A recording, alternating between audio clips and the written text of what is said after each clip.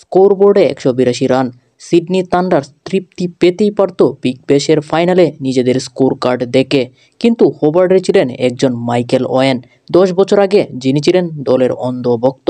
তিনিই এবার হলেন শিরোপা জয়ের নায়ক। 42 বলে 108 রানের ইনিংসে হোবার্টকে এনে দিয়েছেন বিগ ব্যাশের শিরোপা। 2015 সালে ব্রিসবেন হিট এর বিপক্ষে হোবার্ট হেরিকেন্সের জয়ে হঠাৎ করেই গ্যালারিতে ক্যামেরাবন্দি হয়েছিলেন 13 বছরের কুদে বালক হিসাবে, আর 10 বছর পর হলেন হোবার্টের জয়ের নায়ক। হোবার্টের জয়ে বিশেষ ভূমিকা নিলেন ওপেনার ওয়েন। 42 বলে তার 108 রানের ইনিংসটাই ট্রফি এনে দিয়েছেন। অর্থাৎ 6টি 4 ও 11টি ছক্কা এসেছে তার ব্যাট থেকে। 16 বলে অর্ধশত রান পূর্ণ করেন তিনি। ওয়েন 39 বলে 100 রান করেন, যা বিগ ব্যাশ লিগ ফাইনালের ইতিহাসে দ্রুততম।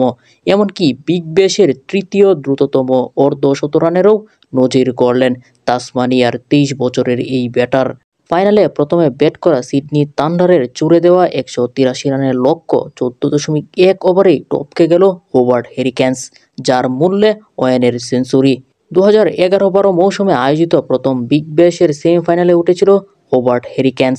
2013-14 আসরে ফাইনালে পার্থ স্কারচার্সের বিপক্ষে 39 রানে হেরে গিয়েছিল তারা। আর 2017-18 মৌসুমে আবারও ফাইনালে ওঠার পর হতাশ হয়েছিল হোবার্ট হেরিকেন্স।